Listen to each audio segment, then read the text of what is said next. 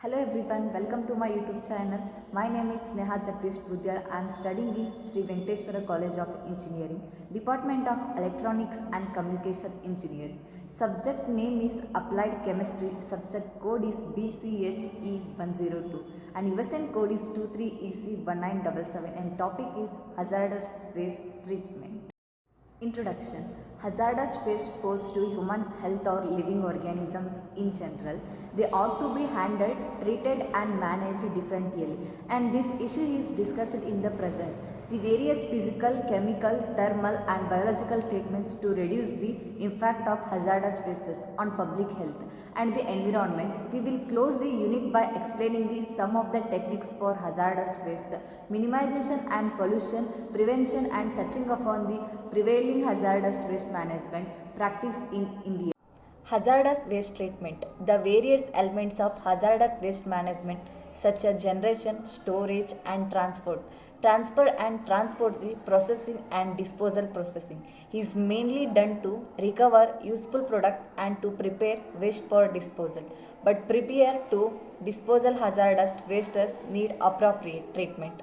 Depending on the type of the waste, the various options for hazardous waste treatment can be categorized under physical, chemical, thermal and biological treatments. Physical and chemical treatments. Physical and chemical treatments are essential part of the most hazardous waste treatment operations. The first one it is filtration and separation.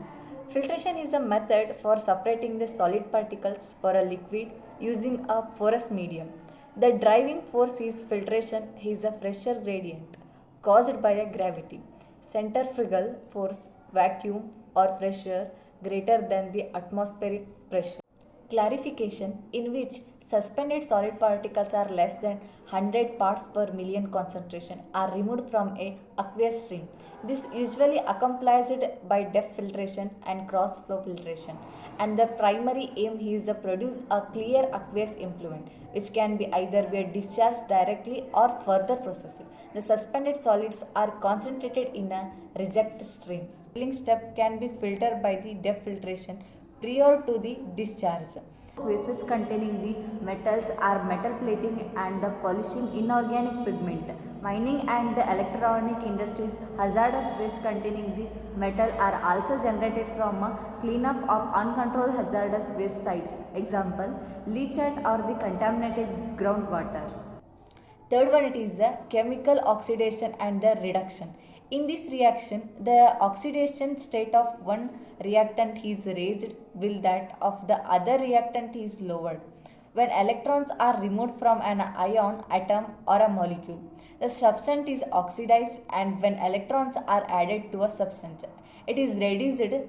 Such the reaction are used the treatment of metal bearing waste, sulfides, cyanides and chromium in the treatment of the many organic waste such as phenols, pesticides and sulfur containing the components. And since this treatment process involves the chemical reaction, both reactants are generally in solution. However, in some cases, a solution reacts with a sidely soluble solid or a gas. There are mainly chemical which are oxidizing agent, but relatively few of them are used for a waste treatment. Some of the commonly used oxidizing agents are sodium hypochlorite, hydrogen peroxide, calcium hypochlorite, potassium permanganate and ozone. Reducing agents are used to treat the waters containing the hexavalent chromium, mercury, organometallic compounds and the chelated metals. Some of the components used as reducing agents are sulfur dioxide, sodium, borohydride, etc. In general, chemical treatment costs are highly influenced by the chemical cost. This oxidation and reduction treatment tends to be more suitable for a low concentration, that is less than 1% in wastes. Solidification. This refers to a process in which materials are added to the waste to produce a solid. It may or may not to be involve chemical bonding between the toxic contaminant and the additive. And stabilization. This refers to a process by which waste is converted to a more chemically stable form substituting the solidification. Stabilization represents the use of the chemical reaction to transform the toxic component to a new non-toxic compounds or substance, and chemical fixation. This implies the transformation of the toxic components to a new non-toxic compound. The term has been measured to the described process which do not involve the chemical bonding of the contaminant to the binder. And next one, it is the encapsulation.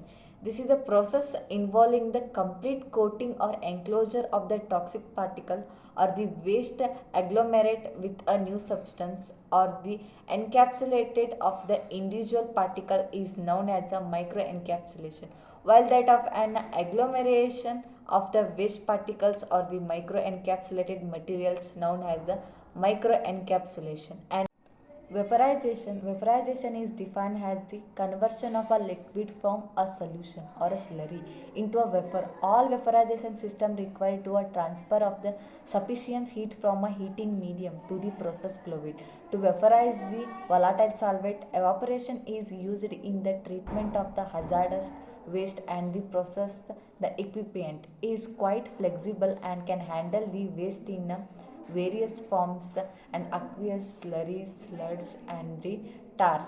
Evaporation is commonly used as a pre-treatment method to decrease the quantities of the material for a final treatment. It is also used in cases where no other treatment method was found to be in a practical, such as in the concentration of the trinitrotoluene for a subsequent incineration. Ozonation. Ozone is a relatively unstable gas consisting of the 3 oxygen atoms per molecule and is one of the strongest oxidizing agents. Municipal solid waste management 406 noun. It can be substituted for the conventional oxidants such as the chlorine, hydrogen peroxide, and the potassium permanganates. Ozone and UV radiations have been used to detoxify industrial organic wastes containing the aromatic and the aliphatic polychlorinated compounds, ketones, and alcohols. Thermal pretreatment. First one is a incineration. Can be regarded as either a per-treatment of the hazardous waste prior to final disposal or as a means of the valorizing waste by the recovering energy. Second one, it is the pyrolysis. This is defined as the chemical decomposition or the change brought about by heating in the absence of oxygen. Biological treatment on the basis of the fact that is hazardous materials are toxic to living beings. It is not uncommon for some to assume that biological treatment is not possible for hazardous waste. First one, it is the land treatment.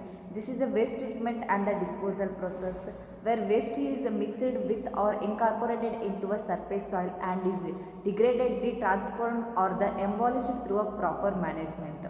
And second one, it is the enzymatic systems. Enzymes are the complex proteins lubricants in nature. These proteins composed of amino acid are linked together via peptide bonds.